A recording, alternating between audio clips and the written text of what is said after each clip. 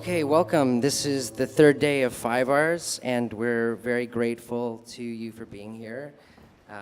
Every year we are discovering more and more how to move this medium forward, and you're all very early on in that process. And however you got here, congratulations, because you obviously are very cool.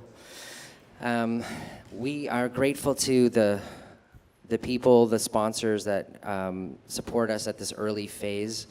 Trinity Square Video is here. We have Samsung, we have AMD, all of whom truly want to align with the artistic side of this technology and support ways to explore it and push it to its outer limits. And we truly have to work together to make that happen.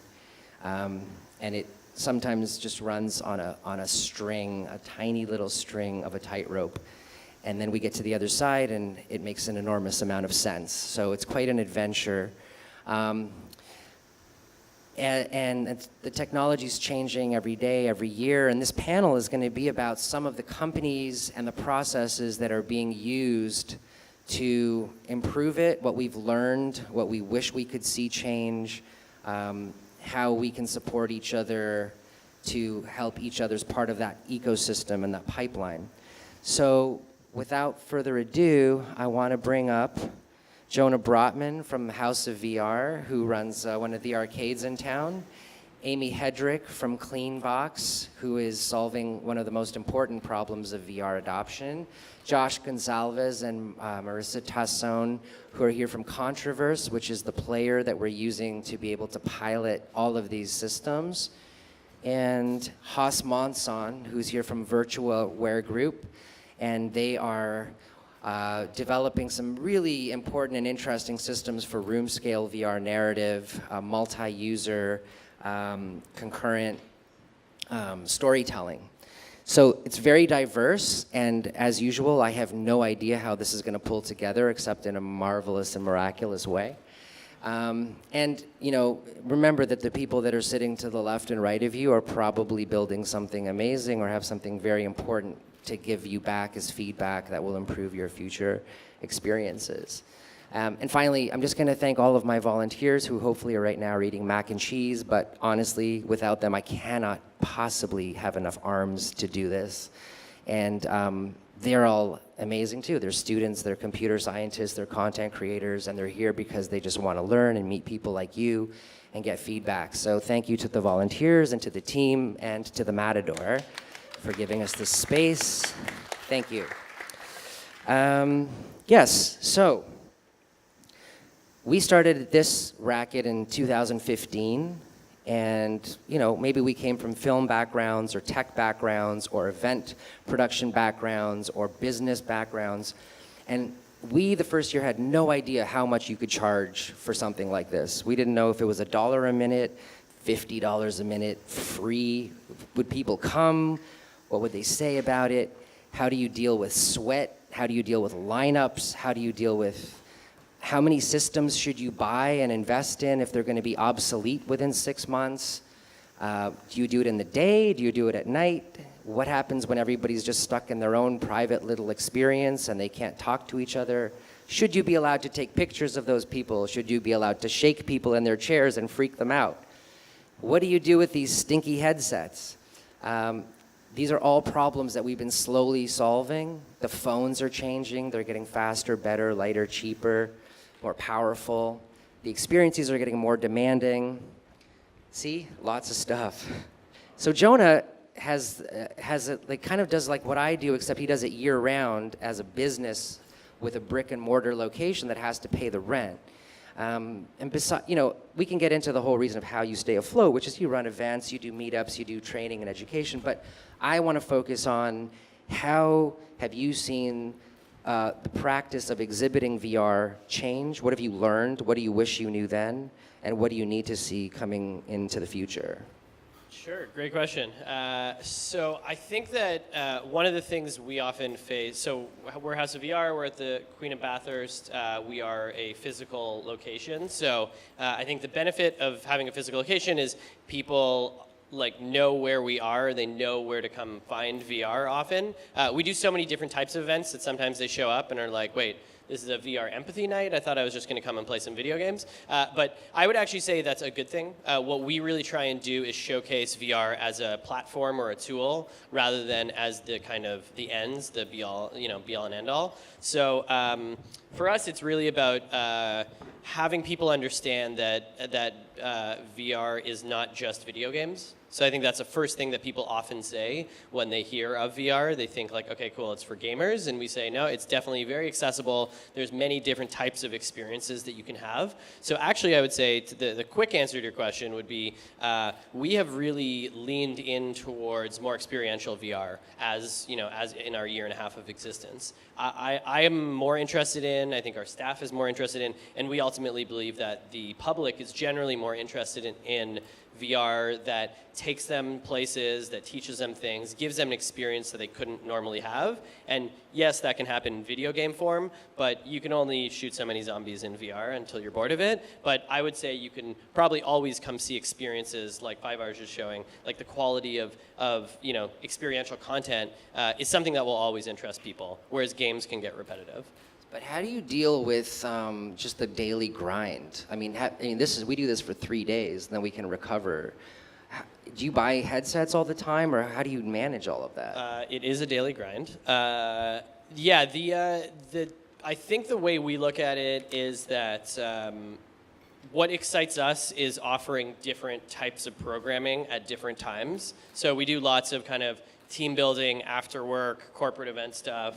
The Deloittes and the Facebooks and the Shopifys and companies like that who come in and book the space out. That's fun and great and all, and that pays the bills, but is not something, we're not like so, it doesn't make me wake up in the morning and get super excited. For us, I think the stuff that excites us is hearing from a lot of, we just talk to content developers all the time, and if you're a content developer out there, reach out to us. We're always interested in whatever it is to showcase, because I think that's really one of the reasons we started, was to be that central hub and that platform for people to be able to showcase their content. And I think that ultimately, like in terms of the hardware and things like that, I would say controllers break the most. Vive controllers are really annoying and they break far too easily. But now we have a you break it, you buy it policy, whereas we didn't originally.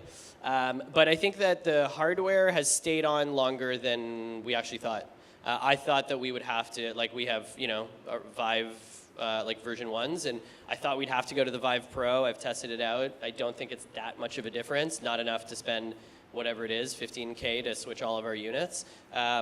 And I think that's what happens. As you're a functioning business, you go through points where you realize, like, is it worth that investment? Will it bring more people in to get this or get that? I got to play with the Magic Leap at the CFC barbecue last weekend, and I was like, this is definitely cool, but I'm not going to buy 10 of these for my place, right? Because I don't think it's like something the public needs to experience right now. I would say it's more for people in this room who are like into it, and it is cool. But yeah, I think the day-to-day wear and tear is definitely there in a place that operates daily, but I've actually been surprised. I thought it would be worse than it is, actually. So is the dance of the early adopters, right? Yeah. And when you try to commercialize that, it's even more spooky, and that's just something that we're going to have to like take that massive leap of faith and assume. So I'm not even going to get to you yet, Amy, because it's like, to me, that's like the giant fix in some ways. But let's go over to Haas for a second, because we're going to segue from this idea that Jonah has of moving towards more experiential stuff and less shoot-'em-up gaming and get away from all of that. From my side, when the festival started, we said, do not call it a film festival, because we had to fully first educate the audience to not even think in terms of the analog of cinema or television and say it's a wholly different thing. It's not a theme park, but it's a little bit like a theme park in your subconscious told in a new way. And Haas is really working with a group. Virtualware is a multinational company and an independent that does VR development for huge health industry applications and industrial applications that are moving more towards the creative space. They have a technology called Immerso, which is a infinitely scalable, room-sized, tetherless backpacking thing. So you could just walk around in VR. You could pick up a virtual bottle and another person could grab it from you. The first thing you would think about is, laser tag. And I said, well, what about if it's more like Forrest Gump or like, some kind of like French romantic experience where you can meet a person in the park and et cetera, et cetera. So Haas is now working with something called Moments, which I'll let you explain, that tries to explore that possibility. Well, we've been trying to explore this technology, which is really non-existent yet in the world, where you can have like 15, 20, or 30, or 100 people at the same time, but then you will have to develop that content for 50 people. You know, so that's extremely challenging.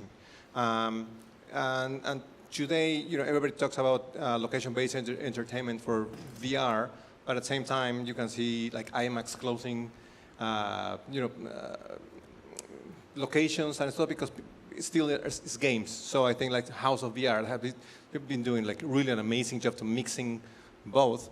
But you know, cinemas they're trying to also to bring people to experience. But if you do like storytelling like cinema, it won't work, because the language is totally different than the VR language, which hasn't been invented yet. So give me an example of a cinematic VR experience that would not work versus what it might look like if it wasn't. Well, I wouldn't say it doesn't work. But for example, I was looking at the one here, the 30 minutes. The Great Sea. The Great Sea, which is amazing, and it's really beautiful. But I think it's treated as, with cuts just like a film. And then at one point you get really distracted by, I would say, distracted by the story, but then they cut to this different scenery, then you're distracted by the awesomeness of the scenery, but then you're not putting attention on the story, on their characters. And so I think that VR, it's made more like for moments. We were talking about moments. So when you look at a picture of your firstborn, you know, there's a story behind, but it's not about the story, it's about that moment. And that's the moment that you will remember forever. And those feelings, you know. And then I think VR is made for that. So the one that is downstairs, the Caliban? What's the name of the? Caliban below? Yes, the Caliban. Yeah. It's actually made out of moments. So you're going, you're walking, and then you're looking at this humongous space and the abyss, you know. And then you're actually feeling and remembering, and everything will get stuck in your memory. But I think I would pay to go back to that one, but I wouldn't pay to go back to the other one that I was taken by, you know, like a film. Because it's sort of, the story is immutable. Yes. I agree with you. I mean, I obviously have done workshops about the spatialized and embodied nature of the medium, where you want to sometimes just park in it for a while and shift gears and be in that space, and you bring yourself to that. You're contemplative about it. And then things, of course, may happen, just like they might happen here. Battlescar, you know, some people accuse it of being too driving and whatever, but my favorite thing is at the very beginning, the lights come up and you're just in an apartment and nothing happens. For like 2 minutes, nothing happens. And then you have to sort of downshift and situate yourself psychologically, and then it takes off like a train. So just understanding that kind of pacing, which wouldn't make a lot of sense. I mean, sure, in cinema you might have, you know, Gus Van Sant just dragging along, but it's different. It's not an embodied experience. So that's really important, I think. Yeah. But also, I think it's important to, when you share with someone else, like when you go to the museum or a park, all those memories are with someone else. Your son, your boyfriend, your girlfriend, whatever. And I think once you have this VR experience with more than 3-4 people, that you can come back again and again. It's just like going to Harry Potter theme park, when you line up for 3 hours, and then you line up for another 3 hours. It doesn't make sense, you know. But I think that's where VR is going. Not right now, but I think this is where it's going. You like the socialized aspect as well. Yes.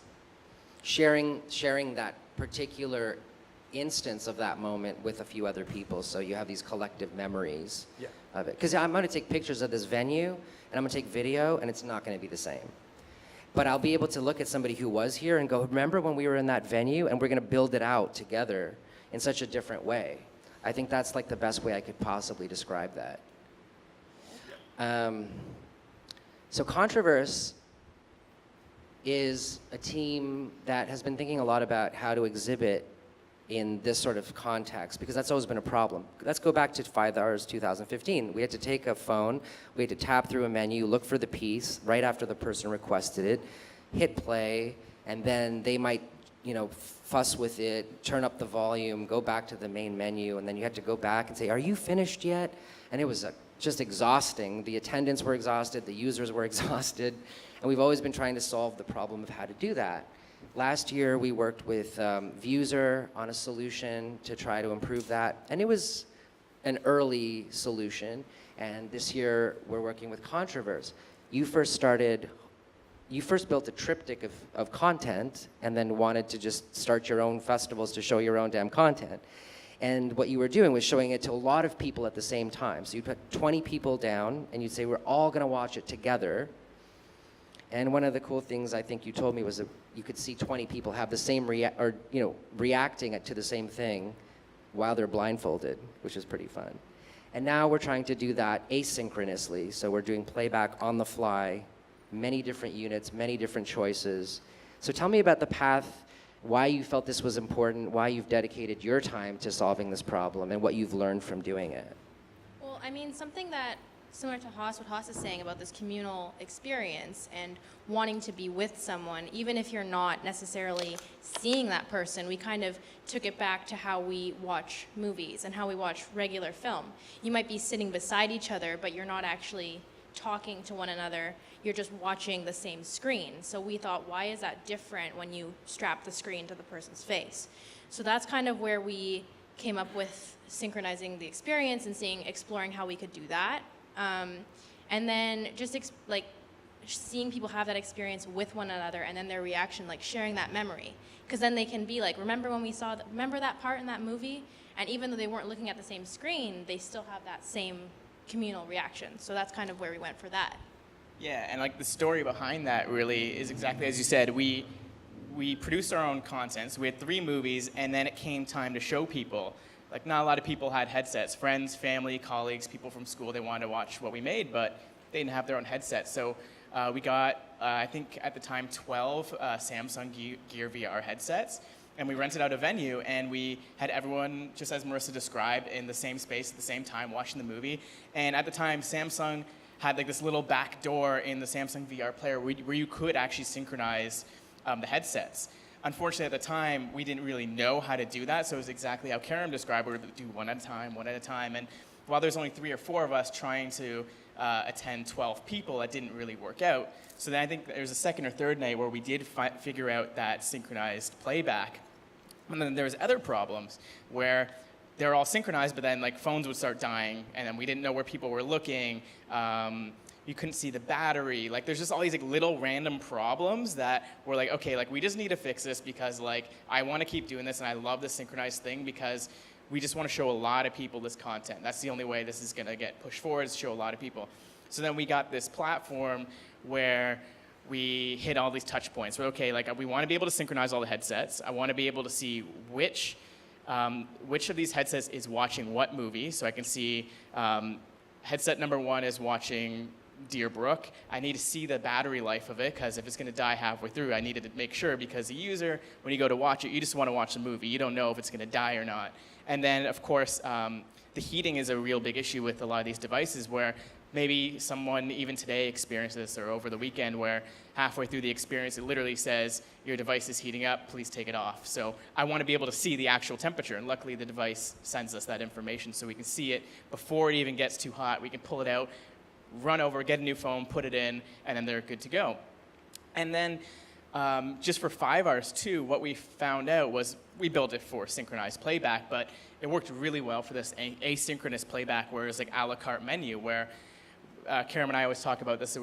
It's like running a restaurant, really. Someone comes sit down, they say, what can I order you? So we literally have an iPad with an order of okay, 1 coming up for Deer Brook, please, and we literally put in the order for them. You can select the 1 device, and what we've actually done with some couples and sisters and brothers and kids is they would come sit side by side, and we would sync up just 2 of those headsets together. So you guys want to watch the same movie at the same time? Awesome. So not only on our end, we can actually attend 2 people at the same time, but then they can have this shared experience at the same time. So it's a 2 birds with 1 stone kind of solution.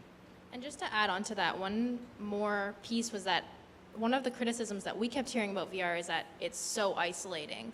And that was something that we really didn't want to hear because people were discouraged from doing it because they didn't want to be alone.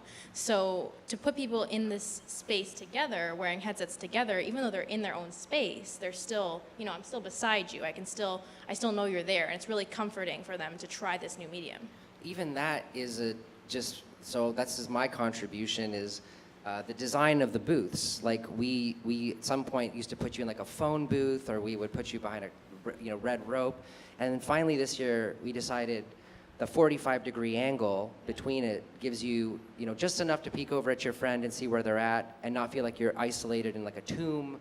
But it also gives you enough privacy that you don't feel like you're just exposed and isolated and people are taking advantage of your schadenfreude, whatever moment. So, the production company said we've never done this sort of style before, and Pandora, thanks to them, they figured that out. It's a small tweak, but it's an important tweak. These little adjustments, I think, that collectively add to that kind of thing. Yeah, that was perfect. Like when we walked in, we saw that because it's a great middle ground. Like for us, everyone's in the experience. You have to worry about people watching you, but some people will be watching like one experience, and maybe 3 or 4 people will be walking by because they just came out or just walking by, so they might feel still like they want a little bit of privacy. So it's a really good design. I think it was like a perfect middle ground this year. And you can see like across the whole line of them. Yeah. We call them the ice cube trays. I wish they were cold though. Yeah, that would be great. Even, my friend Jen brought up the idea of having a box where you just put your keys in your wallet, because those things always get kicked under curtains. It's 1,000 things. We switch out the viewers from the foam padding to like the vinyl covers. It's a premium thing, but God, it's so much better than the grossness of a sponge. Which brings me to Cleanbox. So, master of the segue.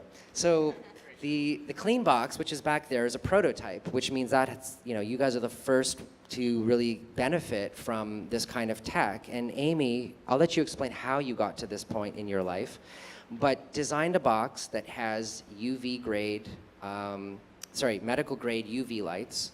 You're protected from that with the plexiglass, and it's going to use a little air compressor to both dry it out, it's going to clean it off, it's going to defog it, and a minute later we're restored back to pretty good, almost perfect start unit, and we can cycle out the other ones. The alternative to that has been absolutely awful in my opinion. It's been people using alcohol swabs which burn your eyes, they erode the material, maybe baby wipes, and that's okay as a half measure, but it still gets a little greasy. It's, over time it's still wet. You have to explain that's not sweat. Who knows what it is. And then you've got the face napkins, and you have to throw them out, and you're creating more garbage. And so any solution that creates junk is never a solution. So to me, I want to create a lot of it. Like, I don't get a kickback. I want to create enough adoption that we can drive the price of these sorts of boxes down substantially, and everyone has one like they have a phone charger or a toaster oven. Because I do believe that there will be a point where everybody's got one because they need to have one for data visualization or teleconferencing or whatever it is, or social. So Amy, how the hell did you end up being the inventor of the Cleanbox? Well, first of all, it's nice to be called the solution instead of the problem for once.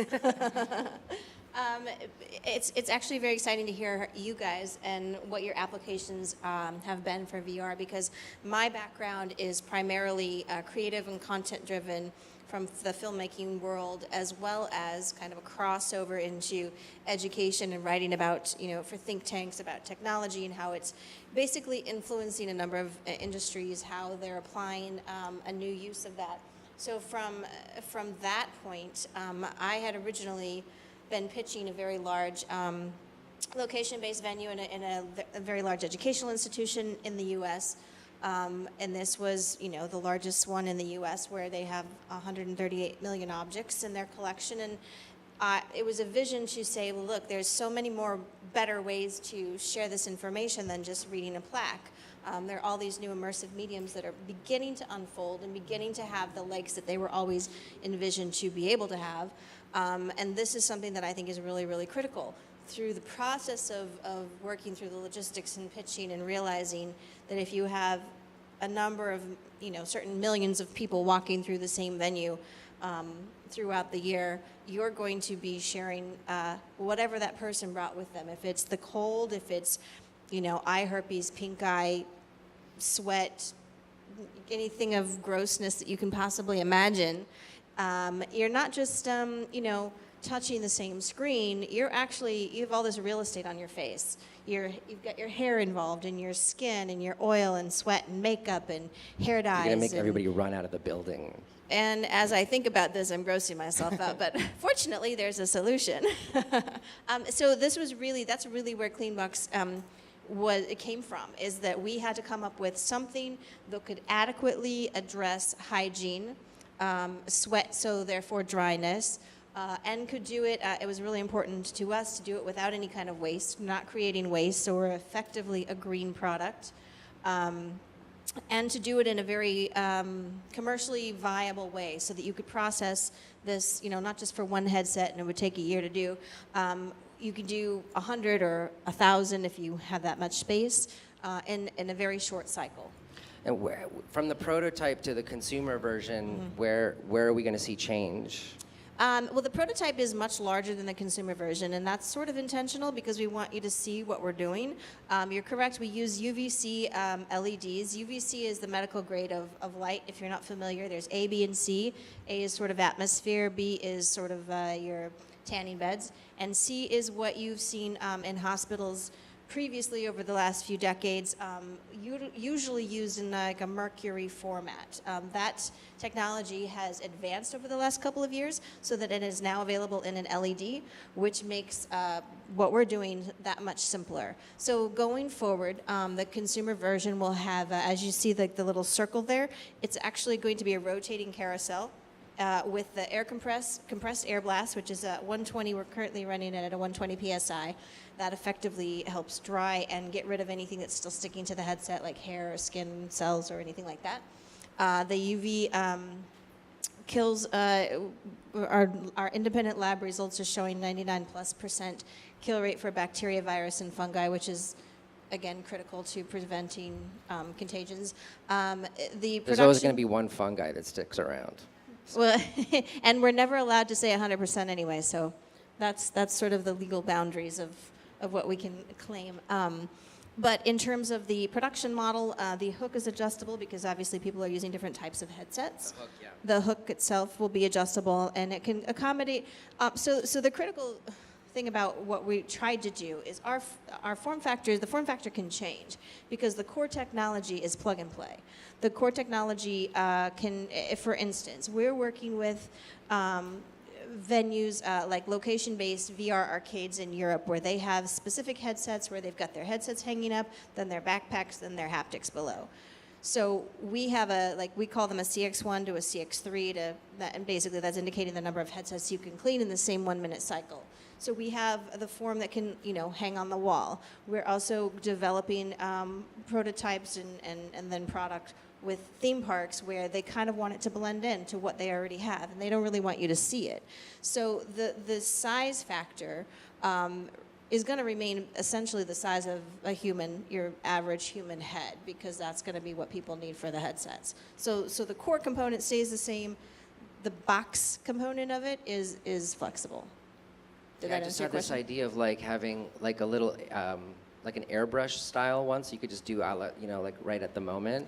Yeah, and then have somebody flash it in your eye. Yeah. Well, not in your face, but yeah, we portable versions or whatever. We actually, this is the first of a product line. So we have a number of other products that are coming out at the end of the year. Great. That includes a box for haptics, such as guns or wands or whatever the case might be.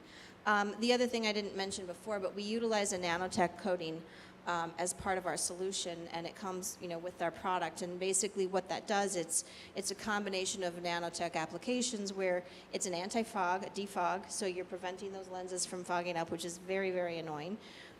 If you ever really want to be immersed in the experience, it also uses Illuminate, so your response. So basically, once you take it out of the box, any kind of light, it will still continue to respond to for up to, I believe it's 2 minutes. So you're continuing to get some of the benefits of that decontamination. And it also prevents liquids from permeating the soft materials. So effectively, you're preventing the sweat and oils from soaking in. And one of the benefits of kind of side benefit of that is that it also helps prevent smells. If your sweat's not getting in the backpack and it's not getting in the fabrics, you're basically helping yourself not to avoid having, nasty smells from body odor and other gross things. Well, I think all of these parts, we have to keep everybody talking to each other too. You can't we know in this industry, you can't operate in a silo or an echo chamber.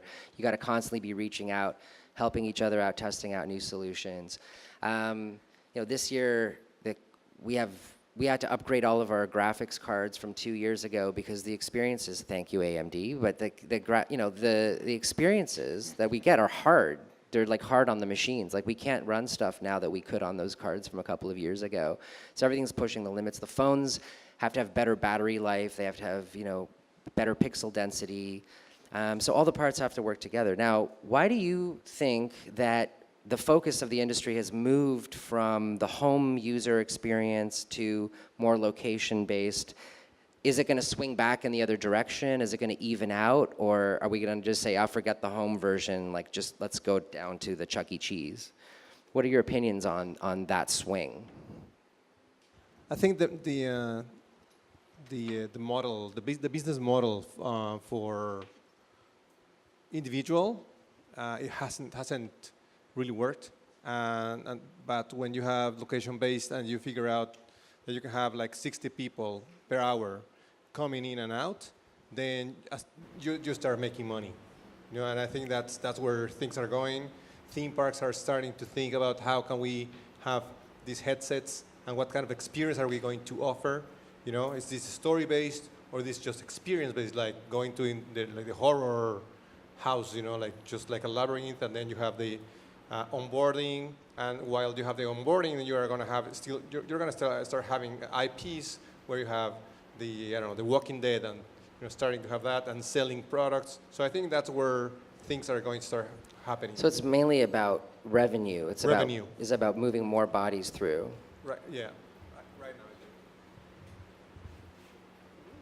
now. I would also say that one of the challenges of home-based is that the initial cost is just too high for the average user. I mean, having a very good quality computer with a high-end graphics card plus a Vive or Rift or I guess PSVR headset is a lot for the average person. So I actually, it personally benefits me, but I'm happy that the at-home has not really succeeded because I think location-based VR makes a lot more sense. I always say to people, come to our place 78 times or whatever it is before you should buy your own, because I think you'll play it many times and you'll have many experiences, and you'll probably buy one and only use it a handful of times. That's the average user. I think, again, probably most people here are more interested in the industry and maybe power users and all that. But I would say that, to me, where it's actually going to is that the location-based entertainment is kind of melding in with entertainment centers, and I think that free roam VR is really the future. That's what a lot of people seem to want to ask. I think the social aspect is entirely correct. Most people, when they come, the first thing they say to us is, can I do this with my friend? Can I shoot bad guys with my friend? Can I whatever? Again, I think that even the free roam stuff, it's a lot of zombie shooting, it's a lot of gun-based things, which I think attracts a certain type of person. But I'm excited for ones that are not that they're experiential, that you're exploring a world with your friends, and it's just fun. It's a fun experience, 15, 20 minutes, whatever, not the really short void 9 minutes. I think that's another huge issue. Why would I pay $24 to do a 9-minute experience? It's very, very cool, but I think that nobody's going to do it a second time. And so that repeatability, I think, is a challenge for the location-based locations. And then, but at the same time, one thing that does concern me is the, talking to zero latency in the void, those are huge, huge upfront costs to get in the market as well, like $600K US just to get the tech and the IP, then to set it up and all that. So you're only really getting it in very few select locations. And while for the general public, they do get to, try it at those locations, I don't see that proliferating across Canada, across the US, across many countries, because there's just not that many places that can support that. If you look at the Void and the Rec Rooms relationship, the Void, I'm almost certain, is a financial loss, but it is a way to draw people into the Rec Room generally that has them spend money. So I do worry in some ways that if the costs remain so incredibly high for location-based entertainment, for that much longer, the industry is at risk, I would say. That there is a tipping point where people will get bored of this. And I think it's up to all of us to keep pushing this industry forward, that it becomes mass adopted, whether it's at home, which I, to be honest, don't think, but whether it's adopted in the kind of general public, that they can, come to a place and have, a VR cinema experience. Like, those things are cool to me, and I think to the many people who we saw show up. Yeah, totally. So actually, just on that point, so our first real VR cinema was at House of VR. These guys took a chance on us too, gave us their entire space for a night, and we totally transformed their place into a VR cinema. So thanks for that one, man. That was right, and that's the kind of collaboration where he has the space, he has all the gear, and we use half the amount of headsets we used was from him because he had the upfront cost. You guys had a lot of this gear. We brought in the other half, and we're able to bring in a lot of people at once. And I think that was a huge selling point. People wanted to go to this place to have a cinema-like experience. Sure, you can watch a movie at home, but it's just not the same as going to a cinema. And a lot of these people didn't even have a headset of their own, so the only way to watch any kind of VR was at a location, which was at House of VR for this. And then on that note too, we had the bottom half, so it's 2 floors. The bottom half was all gaming experiences, so we had four booths down there open, and so people can play games while they waited for their time slot to go upstairs and watch the movies. So they got a little bit of a taste for both, and I think a lot of people told me they went back to House of VR because it's just playing the games, hey, that was so cool, I got to go back again. And it made sense. They didn't say, hey, I got to go buy another headset. I need to go buy a $1,000 computer. I need to go buy a headset. They said, I want to go back there because the price makes sense. They just want to play. Man, I could take this in a couple directions. And one of them, I'm just going to challenge you here because sometimes you don't need any of that. If you go into an experience like Fly Beyond the Logis, it's an internal employee training campaign for Grey Goose. And it puts you in such an amazing shift of mood that you do want to kind of go back. You just want to relive that moment. And it's just it's on a phone. It's a short, brief experience. So on that note then, so I wouldn't even say short term because it's not, but we're kind of, this is Elon Musk master plan level stuff. So, but our plan, level 1 is on the location-based stuff, while not a lot of people do have headsets. And then we are building a digital platform where this content that will be location-based will have a timed release, and then after we'll go on to headsets and phones and whatnot. Gear VRs, Oculus Go's, pretty inexpensive devices. So then our kind of bet is that once we reach to that point where it's less location-based, costs go down, more people get it, then they'll be watching this content at home. Maybe with friends they'll have meetups or something when we have a digital shared experience. But then that will play with the physical locations. Cinemas still exist, movies still come out at cinemas or at film festivals, and then they go home. So we're kind of betting on that, where it's they're going to play with each other. It's not going to be mutually exclusive, but it's going to be tied in together. I have a second challenge for you, which is that, okay, so we had this thing that broke out of the box. All of a sudden, we got really excited about VR. We could compact it into a phone. We could do binocular view with gyroscopic and accelerometer tracking. And so when you're in there, you might feel that there's a persistent horizon, blah, blah, blah. And what we're doing is now we're going, oh, you know what? We should go back to the theater. We should do it with lots of people at the same time. We should just da-da-da. And aren't we just sliding back into old habits? In a way, don't we want to just try to break it out and see what else it could be? Don't we want to just take VR on its own merit and let it be an isolated personal experience? I mean, one advantage is it's a medium where you're not staring at your phone and doing a second screen thing. You're fully focused. Shouldn't we lean into the nuance and the possibilities of it as its own thing? Because everything else we could do TV, we can do theater. So why do I need any of this? Yeah, I would say for the visionaries and the early adopters, but what we're kind of doing is we're saying a lot of people understand how cinema works. They understand how some arcades work. They get it. There's almost a grammar to it, how they buy tickets and they go there, they wait in line, and they're trained. We've been trained for centuries now to go to cinema, so we're kind of playing on that. People aren't gonna not know what to do when they show up. They understand what they're getting into, and then we slowly kind of train them. Right now, we're just training you, instead of just looking at a screen, to be able to look around. Okay, now you can look around. Okay, now you can get up. Now you can walk. Now you can pick stuff up. Now you can go with your friends. And then you go down the rabbit hole. So we think it's a slow nudge instead of just toss them down the hole. And right, so we have some fun. analogs to the way the current system works so that we can make our progress towards the next thing, whatever that may be. Totally.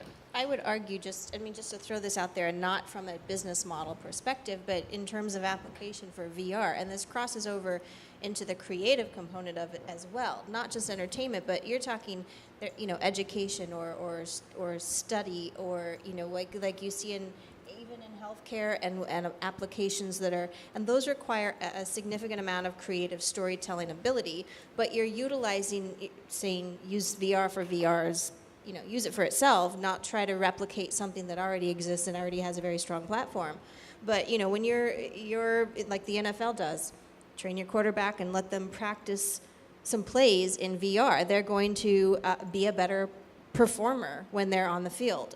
Even in terms of, practicing, and I don't know the extent in the US or extent in Canada for this type of use case, but when you're a surgeon and you're practicing a complicated surgery in VR as opposed to on a patient, I mean, these are applications that I can see transferring over from just like VR as an isolated experience to taking advantage of that isolation. Right, for sure. If you want to do it in a classroom, you want to have 50 students go through the same thing at the same time so that, you can all reflect on what just happened.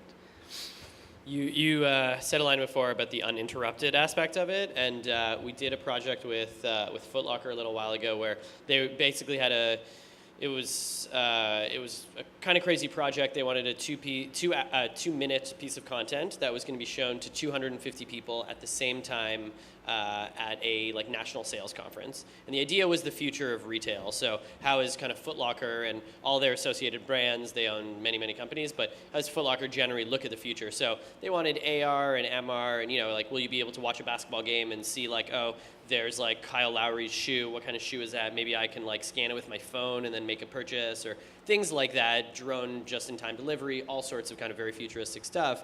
But the interesting comment that their chief of marketing said stuck with me, which was, to us, to Foot Locker, the exciting thing about VR is uninterrupted time. It's one of the only mediums nowadays that you can actually, as a marketer, know that a person is entirely engaged with your piece of content.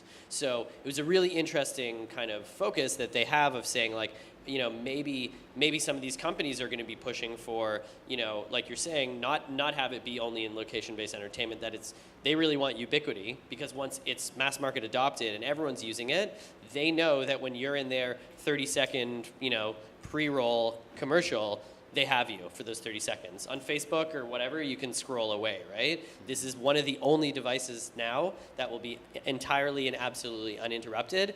And from a marketer, that's almost a wet dream. For the rest of us, it's a little bit scary. Well, right? I mean, at the same time, if you do it poorly, then you're going to lose them too. I mean, True. I think that the nuance, with TV, you can have whatever crap playing in the background and it doesn't matter because you can just do something else and you don't realize how long the TV's been on. But if you disrespect the viewer in VR, they're just going to check out. They're going to check out, yeah. The nuance is so much more. I mean, the first thing that goes is the bombast. You're not yelling across the room to get the person's attention.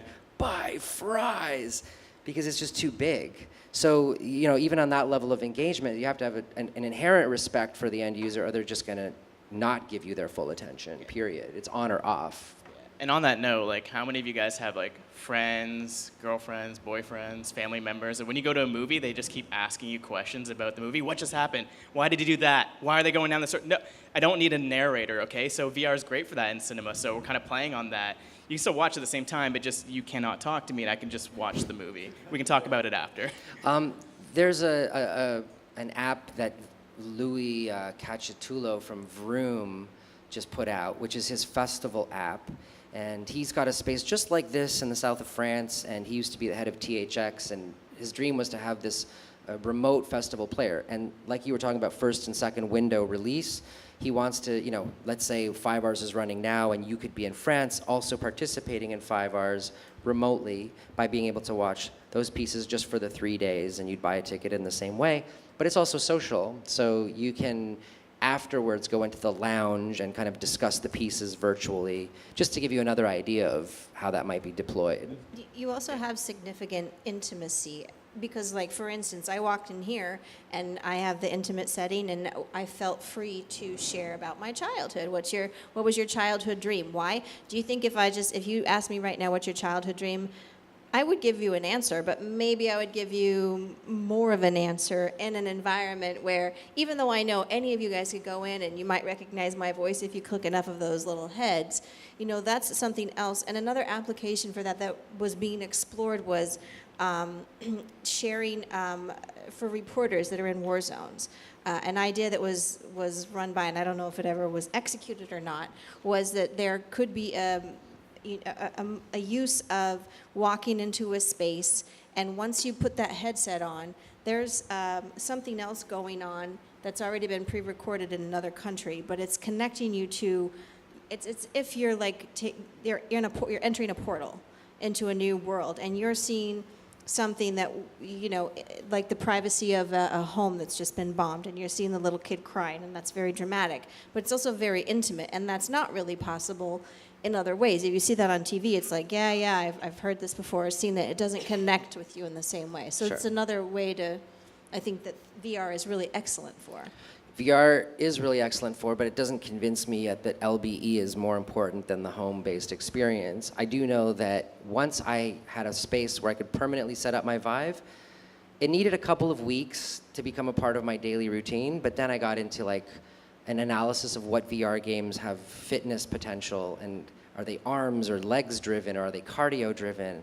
And then I started to get used to that little lifestyle. And then I started to socialize with certain people, or I'd go to certain experiences where I could change my frame of mind, because otherwise I'm just stuck in my office working on admin stuff. So instead of having to go out onto the street or drive to a location or go to a movie theater where I don't have time, this was my external life, as depressing as that might seem.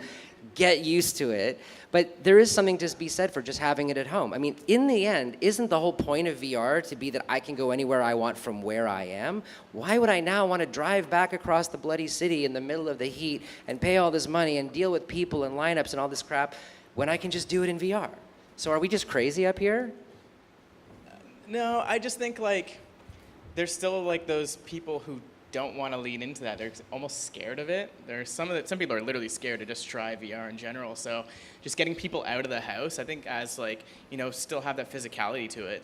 Again, bringing it back to the waiting rooms, like you brought up, like we had that at House of VR where people were physically socializing. They're getting drinks. They serve alcohol there. This is like an ad for House of VR now. Yeah, I don't even work here. This is great. I don't work at House of Take VR. But we had like people socializing. They're playing with each other like physically, and then they would have their VR experience, and they can go and hang out and chat again. Then maybe go running back in. It's like a lounge. It literally is called a lounge. So people will go out and hang out. And to your argument about like the physicality of games, that's awesome. But like even with home gyms, not everyone has home gym. People will still pay for a gym membership because it's the social aspect. Sure, you can replicate that in VR, but is it the same as actually going to the gym?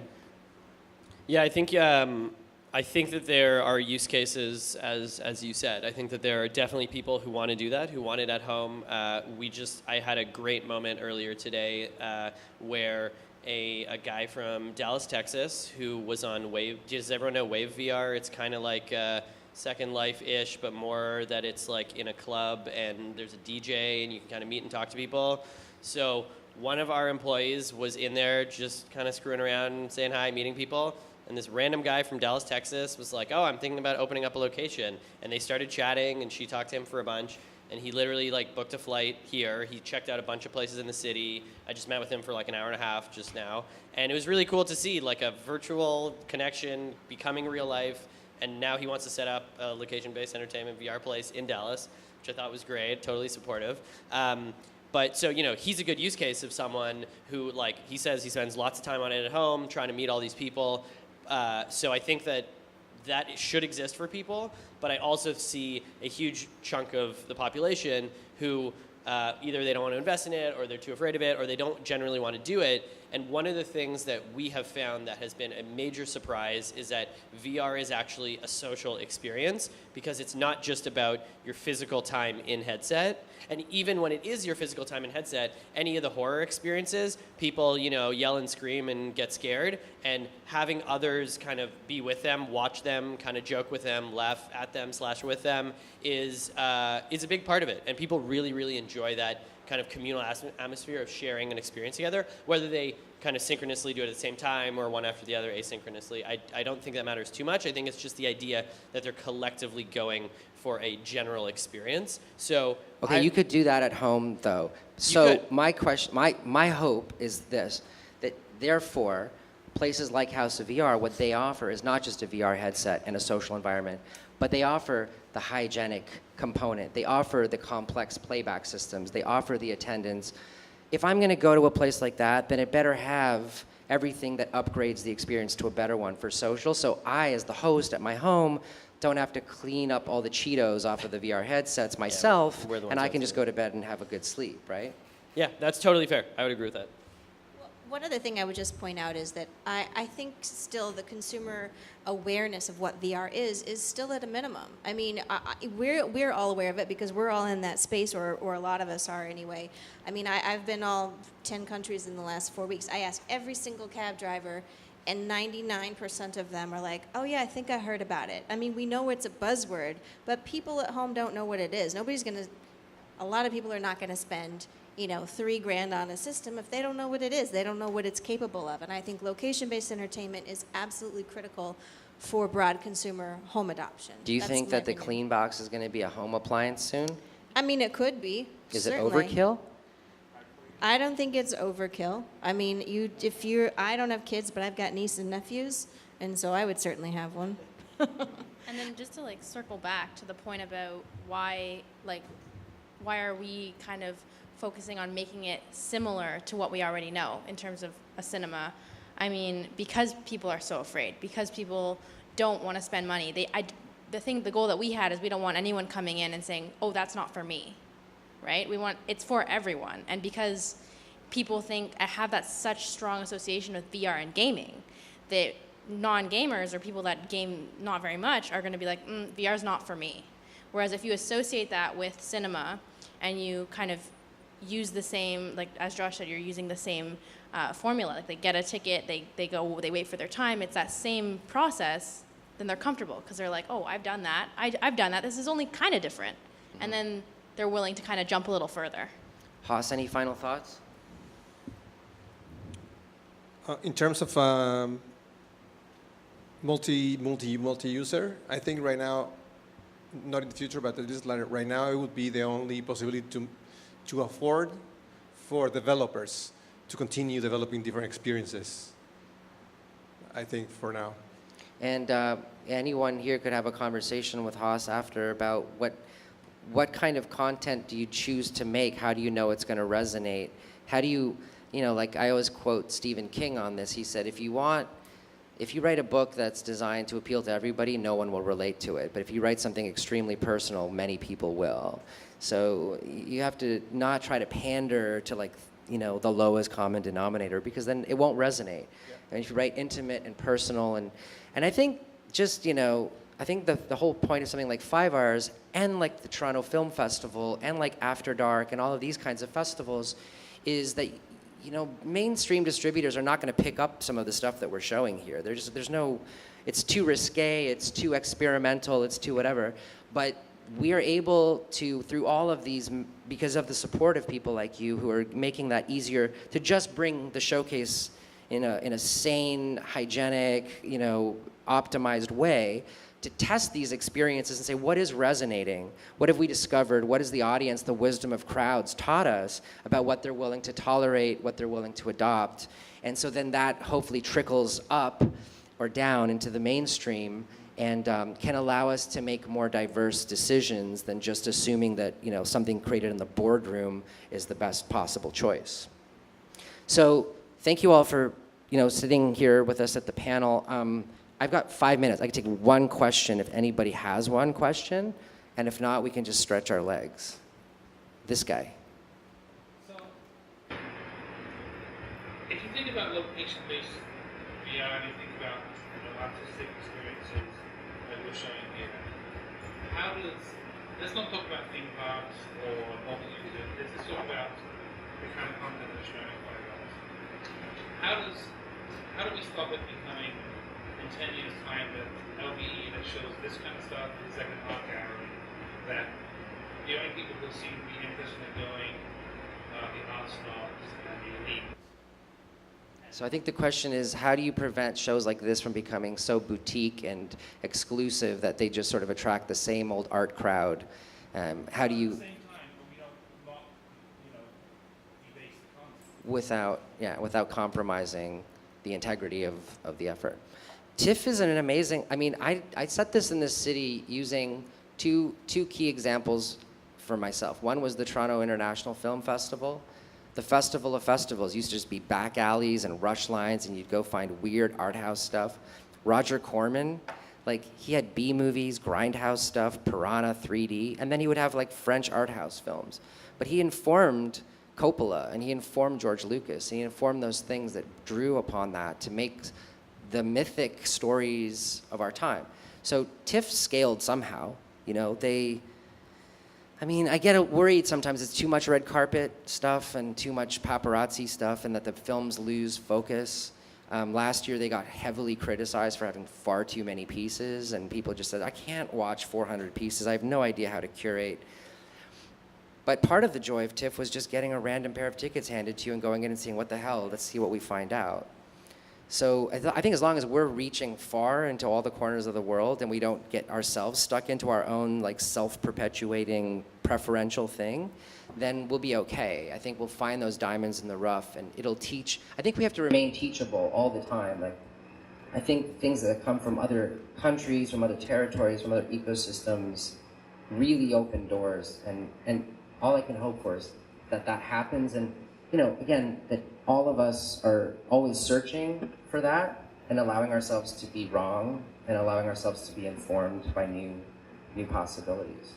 Yeah, I would add on that what we try and do is to curate different groups can host different types of events. So, you know, when we said yes to Contraverse, it was like, oh, you have lots of people who'd be interested in your, like, art house, cool, small, indie films. That's a great crowd to bring in. People who we may have never attracted before. And then we've done, you know, empathy pieces, VR empathy pieces, where we're bringing, you know, Clouds Over Sidra, probably the most famous VR empathy piece. So, you know, that brought a lot of very different people, right? So I think the goal is always to be challenging yourself, to be tapping into different networks. But it is a definite concern. I think that it is a definite concern that, you know, you'll have your like voids and zero latencies, and they'll make the crazy big dollars, and then, you know, people who care about arts and creative things it'll be much harder because the budgets just aren't there, and the, you know, how to make a revenue model based on that is more challenging. But it's my sincere hope that all of us keep on doing that, because that's I think what we all want. Totally. And like just one last thing, like you said, TIFF just ended, and that's like a huge festival. Then there's FIVARS. I'm gonna give a shout out to Toronto New Wave. Sina here is the VR director of them. So like we had a small VR cinema at his very, very indie film festival, which is just Toronto artists. Like, it's just a platform to be able to show this content. Otherwise, no one would ever discover it, right? And just the same way that Jonah gave us a platform, now we that gave us a name. Now we can have a platform for just specifically for indie 360 experiences. Eventually, that will maybe get more mainstream, but we never want to like just get rid of those roots of like, we want to give a platform to these people who would never have it. So it's just having that mindset of, do I want to push these voices, or do I want to go mainstream? I'm curious to see what VR even looks like when it's mainstream in the first place, right? Or even if it can even have a mainstream. So when you talked about distraction, when VR's mainstream, you'll be able to pick up a phone in VR and like, you know, talk to people. And do right, for sure. I can have my virtual phone and do my virtual texting while I'm in my virtual world. Yeah. It's like a bunch of halls and mirrors just back to back. Thank you all for being here, and thank you for your question, and thank you to my panelists, and thank you to my volunteers in Toronto, and to the weather for cooling off slightly. And enjoy the rest of your FIVARS, and thanks for being here.